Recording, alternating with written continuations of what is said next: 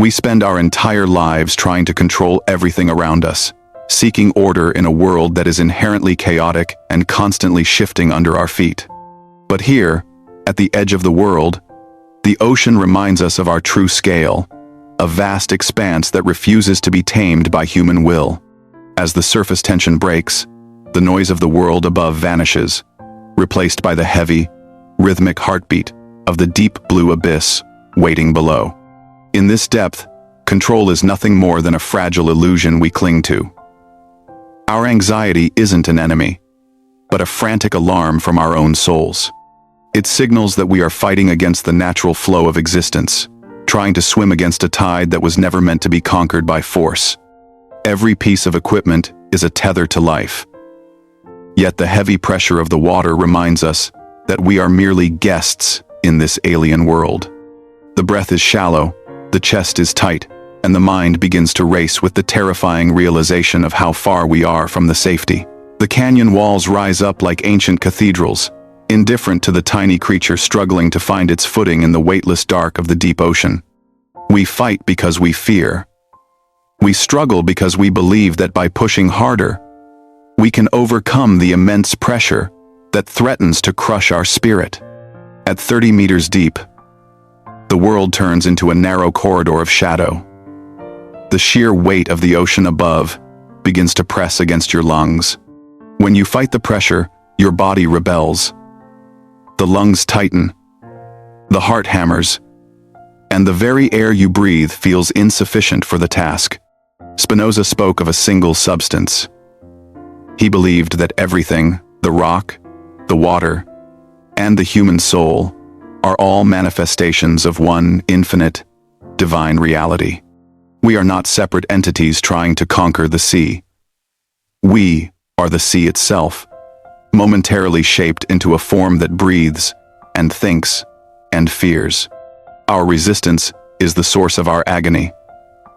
We grip the stone as if it were a life raft, forgetting that we are buoyant by nature. To exist in opposition to the environment is to exist in pain. The more we rigidify, the more the environment seeks to break us down completely. Every gasp for air is a testament to our struggle. We are fighting a war with the very element that gives us life and sustains us. When we lose sight of our connection to the whole, we become islands of fear. We forget that the pressure is actually a form of embrace. In our panic, we stir up the dust of our own minds, blinding ourselves to the path that has been laid out by the natural flow. The ego demands mastery, but the ocean demands surrender. It is a clash of wills where the human element is destined to lose every time. The strength to stop is often greater than the strength to go on. It is the beginning of the realization that we are not in control. At the bottom of the abyss, the world of light is a distant memory. Here, in the absolute darkness, the truth finally begins to emerge. This darkness is not empty. It is full of life that has learned to thrive without the sun, adapting to the crushing weight with effortless grace. They do not fight the dark.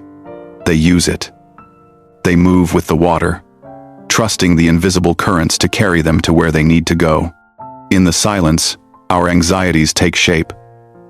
They circle us like predators, feeding on our desire to be anywhere but right here, in this moment. But if you do not move, if you do not react with fear, these shadows have no power. They are merely ripples in the mind's dark water. I realized that my fear didn't come from the depth of the ocean, but from the depth of my own attachment to being the master. In the void, the ego has nothing to hold on to.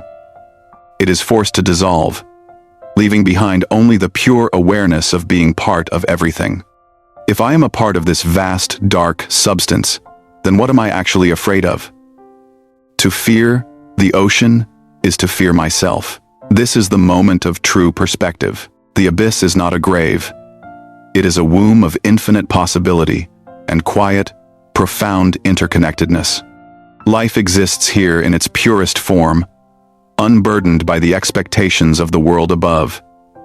It simply exists, breathing in rhythm with the great deep. The pressure is no longer a weight. It is a reassurance. It is the touch of the universe reminding me that I am never alone. Then comes the shift. The moment I stop trying to do and start allowing myself to simply be. This is the essence of Wu Wei. Look at the coral. It does not resist the force of the tide. It bows and sways, finding strength in its flexibility rather than its rigidity. To be like the coral is to understand that the current is not an obstacle, but the very energy that brings nourishment and life. Lao Tzu taught that the leaf on the water does not struggle to reach the sea. It simply yields to the path the river creates. By doing nothing, the leaf accomplishes everything. It reaches the furthest horizons without ever exerting a single ounce of its own limited will. Wu Wei is not laziness. It is the art of acting in perfect harmony with the Tao, the fundamental nature of the entire universe. When I release my grip, I am not falling. I am being carried. I am trusting the wisdom of the water over the fear of my mind. The struggle ends the moment the traveler becomes the journey. My movements become fluid, mirroring the rhythmic pulse of the ocean's secret heartbeat. Water is the softest thing in the world, yet it can wear down the hardest stone. There is a quiet power in such utter yielding. Instead of a warrior trying to conquer the abyss, I become a ghost drifting through its halls, invisible to the friction of my own ego. The current knows where to go. It knows the shortcuts and the hidden passages that remain forever closed to those who try to force their way. In this state of non-doing, I am more active than ever. I am participating in the grand dance of the deep, a silent, beautiful choreography. Every breath becomes a prayer of surrender. I no longer choose the direction. I choose the peace that comes from being perfectly, utterly lost. By letting go, the current takes me exactly where I needed to go. I find myself in a sanctuary, hidden from the eyes of the restless. Here, the bioluminescence is not just a light, it is the breath of the mountain itself, a visual symphony of the ocean's deepest, purest energy. Only by stopping my frantic search was I able to see this. The treasure I sought was always waiting behind the wall of my own effort. This light is not for the conqueror. It is a reward for the one who belongs, for the one who has finally stopped being a stranger. I am surrounded by a galaxy of living light. It feels as though the stars have fallen from the sky and settled in this silent cradle. The boundary between me and the ocean vanishes. I am no longer a diver in the water. I am the light. I am the coral. This is the Ban Thay that Spinoza dreamed of. A unity so profound that fear becomes impossible because there is no other to be afraid of. In this surrender, I find a strength that effort could never provide. It is the strength of the mountain, the depth of the sea. The anxiety that once felt like heavy chains has been transmuted into this weightless glow, a beacon of clarity in the heart of the abyss. There is so much beauty that we miss when we are busy fighting for control. The universe is a masterpiece, and we are its witnesses.